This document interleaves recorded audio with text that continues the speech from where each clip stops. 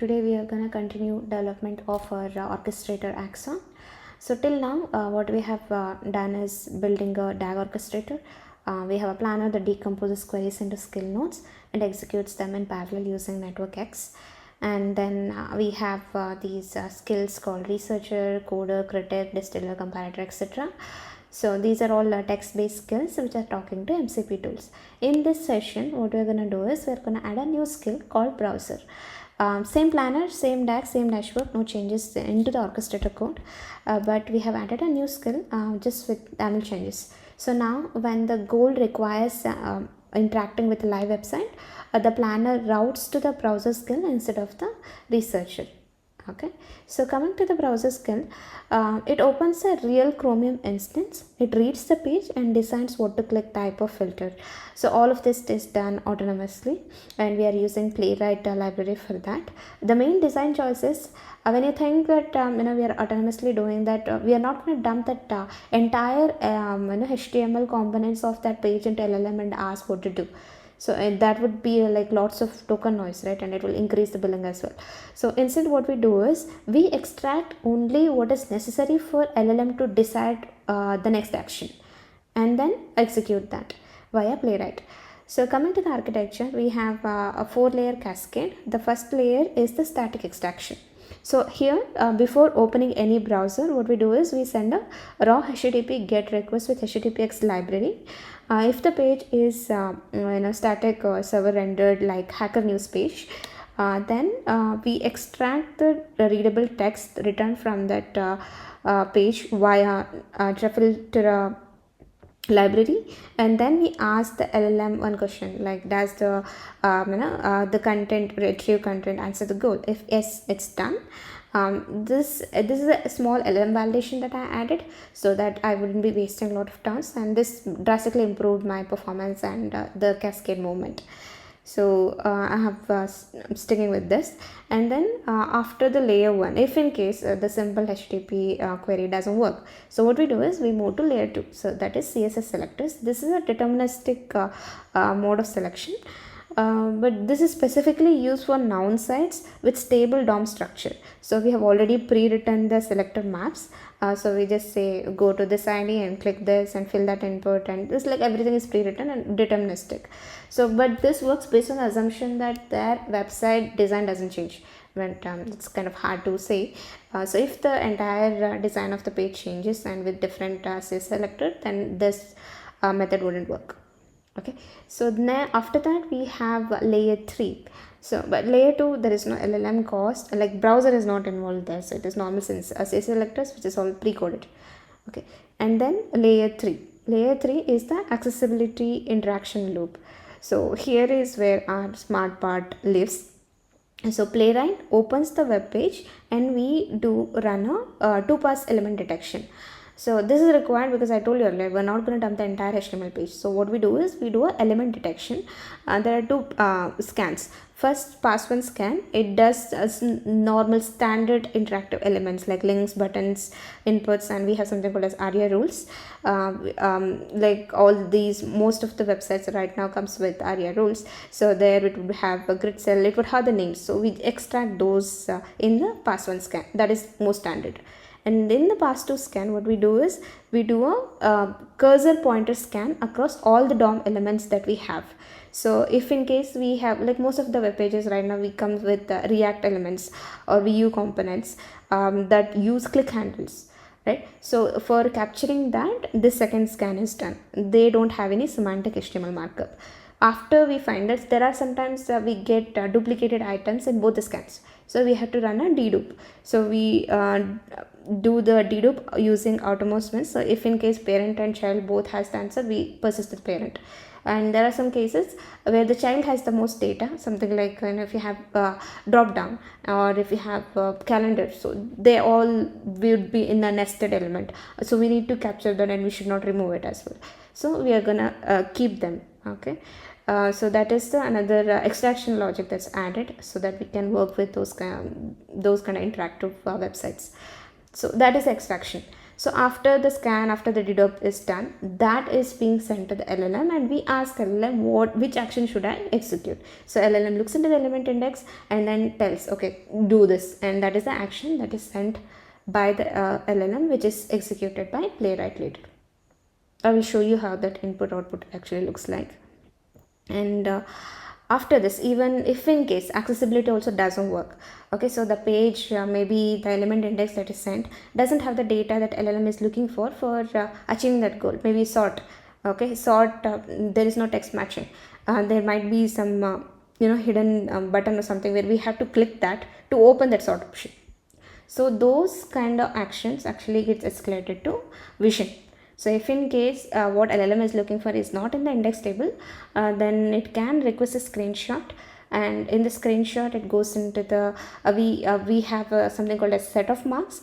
So it's a number dash boxes basically, and it will mark them and send that to the LLM to see VLM. So that's we send it to VLM, and there it will tell like what to do, and it provides the number then. So this one is like an expensive task, so we don't always use it. And from my experiments, what I have done till now, almost like 80 to 85% of websites work with accessibility itself. So we don't have to go to layer for all the time. Right now what I have done is on demand basis. So if in case accessibility is not able to work with it at all, then it can request for a screenshot and then try the action, and it is one time screenshot usually, like first time. Like it's not like after layer 3 is done I would be completely on layer 4.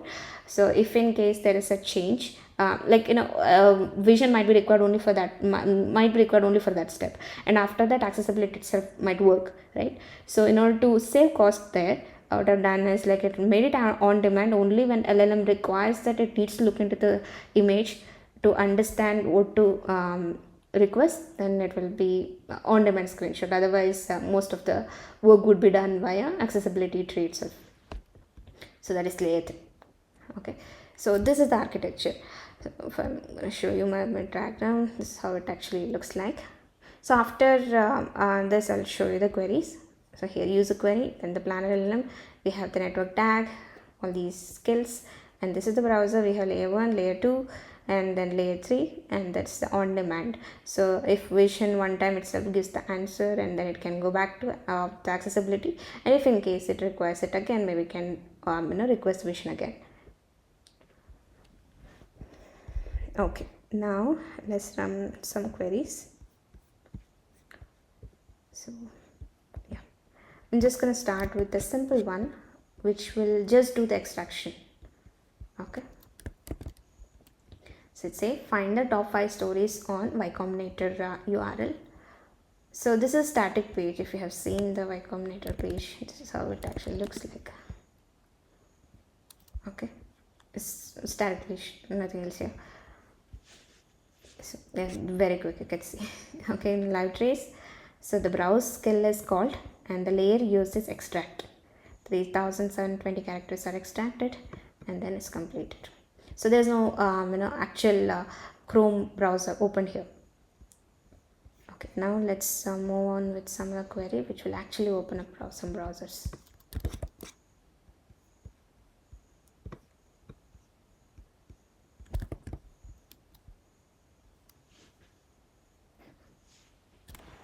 For this, if you see, it has to look for trending, and it has to sort by this week. So let's see what it does. Okay, it opened. So here you can see Python date range is today, so it has to sort by this week. Okay, that's selected. Okay, now it's scrolling down to see more repositories.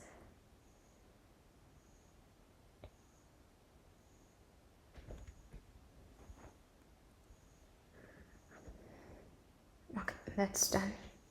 Okay, it's finished. And yeah, and if you go into the execution graph, it's currently in formatting, and we have the answer here. Like how many extracted? Extracted 17 repositories. And if you see the tokens in 11k tokens are used.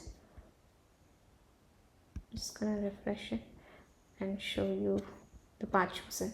Here you can see it shows previously it was extract. If you see here, it is extract, and now it's accessibility tree.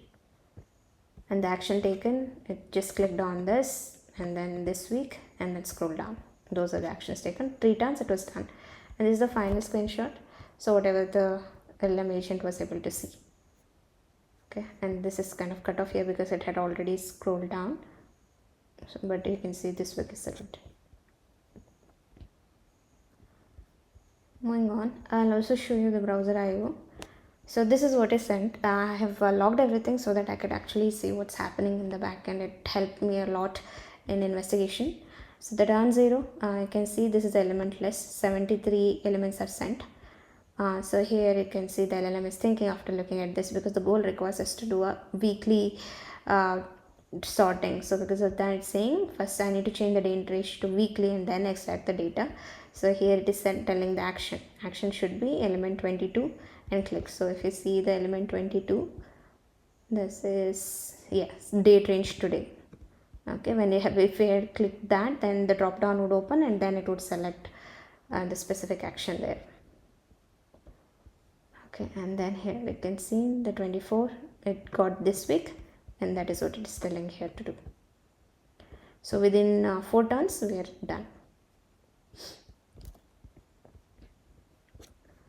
Let's move on to another specific query.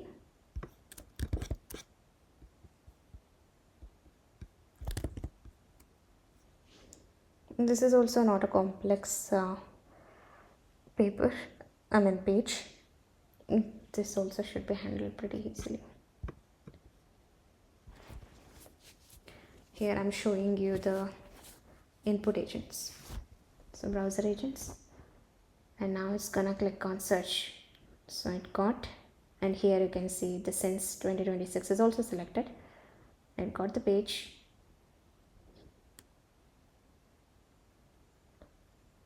It's got the result also. Let's see what it is doing here. The search is done. Yeah, the results are already filtered. I have enough data visible to accept the top results. So let me compile the information. So what I've done, one more thing is, after turn 2, I actually send the whatever fetch data into the LLM so that it can see whether the next action is required or whether this is enough, and it can decide to stop there itself. So this will avoid a lot of multiple other turns that's needed. I know, like, we are adding more tokens here, but it is not a lot. It's a less number only, like I've limited to 4000 characters. So that avoids multiple turns, which would actually waste more tokens if used.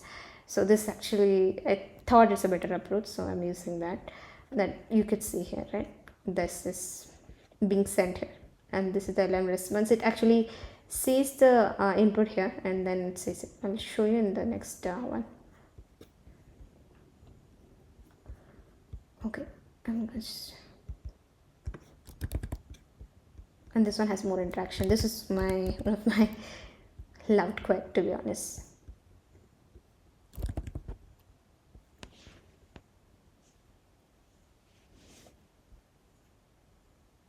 So here you can see there is parallel fan out. So 2 browser nodes are running right now. Here you can see this one. Okay, BLR is selected. Okay, what's the query? You have to find cheapest flight this weekend. So this weekend consists of 2 days. So it's running 2 browsers simultaneously. It's selected Jan 20th here and 21st here. Got the results also. And scrolling them.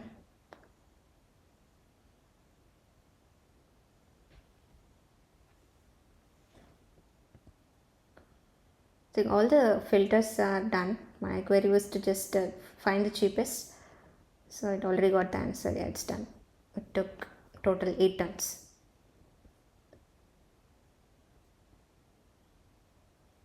Okay, now if you are going into the execution graph, you can see it's currently doing a comparator. This is another skill that I added. So for especially the queries related to comparison. So it got result from this, and then the comparator is given, will give you easiest comparison. So here it got the result for both 20th, 21st, and the departure is this time For minimum fare on both days is identical, so all on worth one stop. Best overall pick is this. Okay, if you see, after turn 2 I usually send the details. Here turn 3. So this is the element. You can see this is for calendar. So if this one is mainly important, because if I hadn't selected the child nodes, then this information wouldn't be present in the element index and it would keep on looping.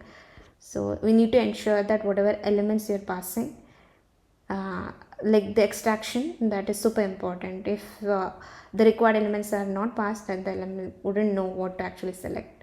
So if in case you are encountering any looping issues or anything, just ensure that you are passing it in the element index. Okay, so there are don't think that it's duplicate log. It's because the two parallel nodes were running, so that's why it's the same thing here. Now if you go into browser replay and see how many tokens, it's 45,000 tokens that we use. This was like a multiple interaction, and this is actually not a lot, to be honest. Okay, so got the answer here. Another this is also a tricky one that I saw. Let's see. What's the Indian web page?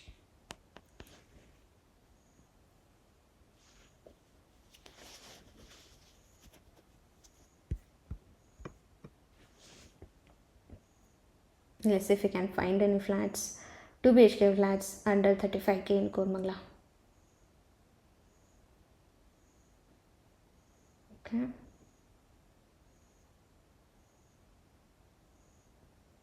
Okay. So the multiple filters here, and this is slider action. Look at this. It has to it's currently using ARIA label actually here, and doing a key action, keyboard action. So going up to 36k, 35k is the limit, and 2 BHK filter is selected here.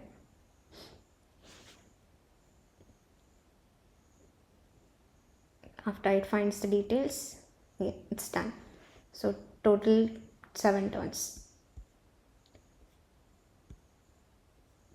Okay, now it's currently in formatter, and if you are seeing, got the answer here.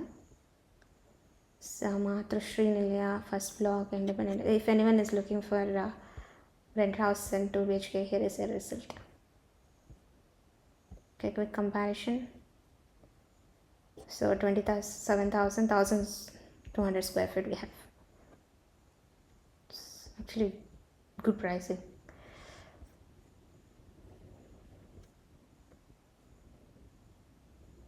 Okay, you can see the reasoning here. Filters are applied. Now scroll down to collect more listing details before extraction. So adding this was like super helpful for me. So if anyone is wondering why their browser skill is not working as expected, please try to do this. This would be super helpful. Okay, I think that would be it for the session today. Tomorrow's session, next week's session would be about automating our applications. So right now what we have done is automating browser. Similarly, whatever computer applications that we have on Mac or Windows or Linux, we're gonna automate actions there, like Chrome browser. Sorry, not Chrome browser, maybe Cursor or some other applications.